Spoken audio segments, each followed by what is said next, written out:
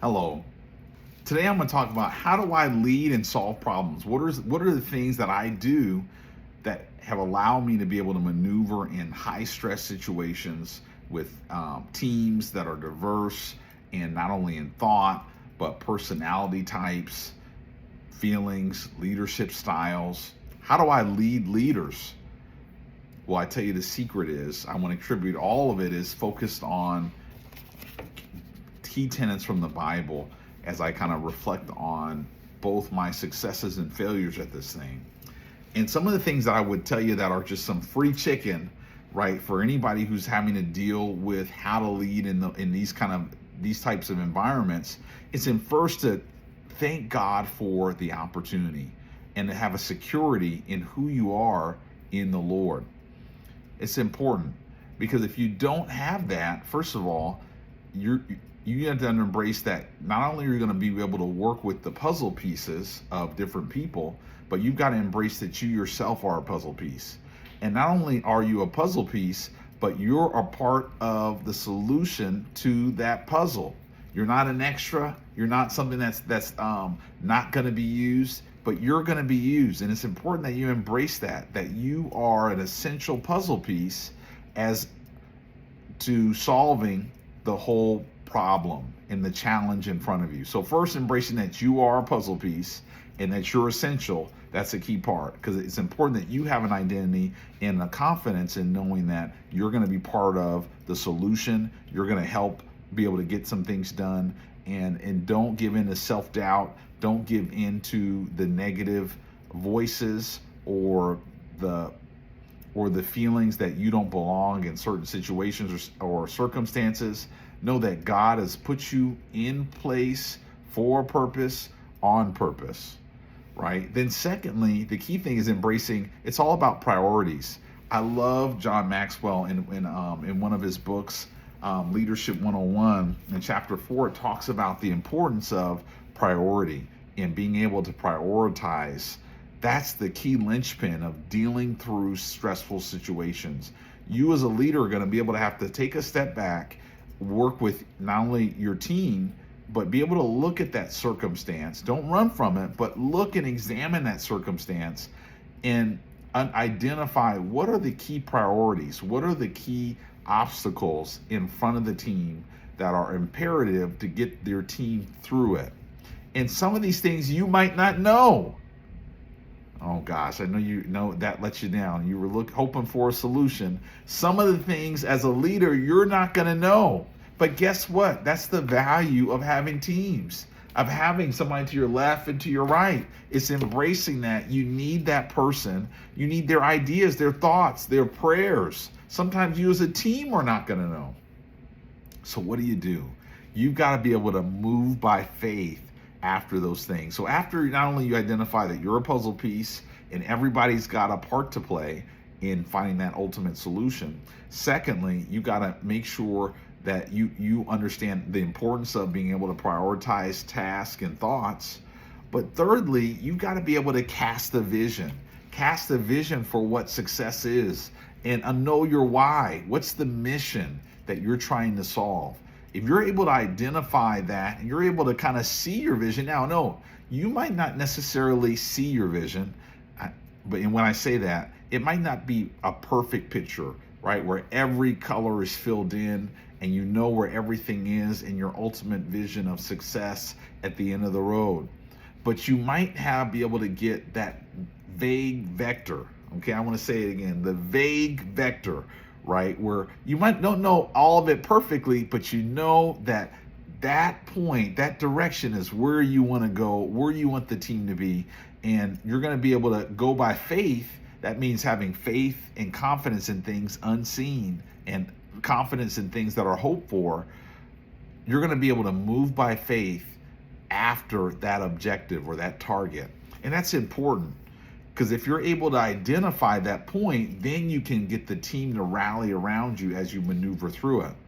And then if you're able to prioritize, now you're going to be able to take those important tasks that are needle movers, right? Not all tasks are needle movers.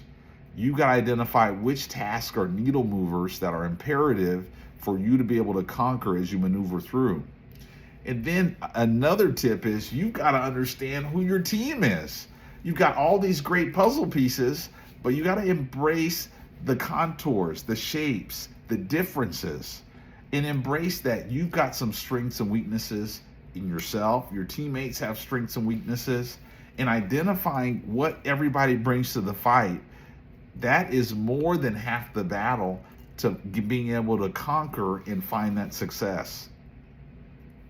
Because once you tap into each person on your team, get their inputs, but more importantly, know what they bring to the fight, what unique skill set they have, what perspective, how they're going to be able to contribute, then you can help orient them aligned to your vision, and then you can go, right? And sometimes going means that you got to be able to help protect that team, right? Be a good shepherd, right? As they kind of help empower them to use their gifting, right? And you got to let them know they've got gifting, right? So don't let it be a secret, right? If you got a teammate who's a great artist, man, I love the way you draw that thing. Or a great engineer, I like the way you put that together, right? Or somebody who's really good at the numbers, man, nobody can count like you.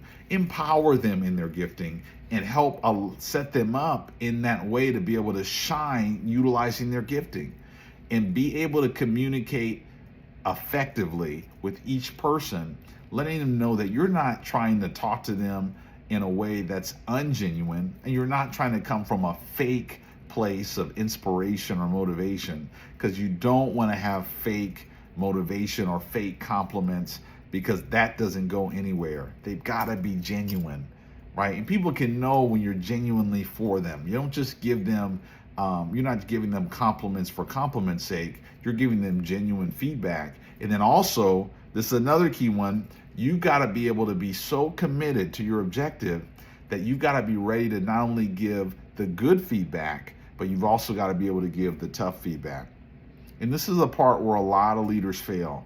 A lot of people don't like to have the tough conversations, right? That, you know what, that I like what you did there, but that's not exactly kind of what I was intending or what I had hoped for what we ultimately need to go. Can you go back and work on X, Y, Z in this way?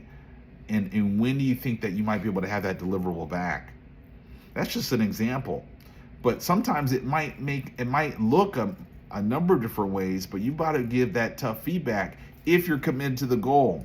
Because if you're not committed to be able to handle both sides of communication, you're not going to be given the gift of realizing either side of success or victory in your fight, because God wants us to be able to be genuine leaders that can help maneuver a team forward. And out of love, you've got to be able to both give praise, but also you might have to give correction, or you might have to give alternate observations, right, to your team, so they can calibrate that thing to be able to get to the place you need them to go, so you can get the team as a whole over the hill. And then just lastly, the key thing is you gotta have a dialogue with God at all times. It's important. So many times we spend so many minutes on our phones, we're looking at reels, or we're on the phone talking to friends. The key thing is, how much time are we spending talking to God? I think if we went to our call logs, I think we all could all better utilize our time talking to God in a more effective way, and make sure that we've got a relationship with God. It's not just one way, but that we actually talk, but also can shut up and listen and get and hear from God, right? Not talk over him, but to hear from God in a major way. So get that full 360 communication and conversation going with God that we know is important in prayer. And that's a key part, to have that conversation with God. And then another tip that that is just really key is embracing that it's okay to fail sometimes, and embracing that sometimes God's time is not always our time, but embracing that just because you might have lost doesn't mean that you're a loser, and just because you've won doesn't mean that you're the best. I tell myself that when I face kind of loss, that just because I lost doesn't mean I'm a loser. Just because even when I won doesn't mean I'm the best. But for us to always have a humble spirit and being humble, embracing that you're always going to be a student in this thing, that's important. And if you can be a student, that means you can always learn new ways to attack life, to attack trial and tribulation. And when it comes, and if you can persevere, that means you can endure, have the courage to endure the fiery arrows that sometimes we go through in trial and tribulation, or that our people or our friends even shoot our way. We can get through this thing by faith and through God's equipping and guidance in the Word. So I hope that this helps you, but these are some great tips for any leader who's trying to be better. And I'm a student, and I've enjoyed the fruits of seeing God do some miraculous things in my life, and I'm even more excited about what he can do in yours.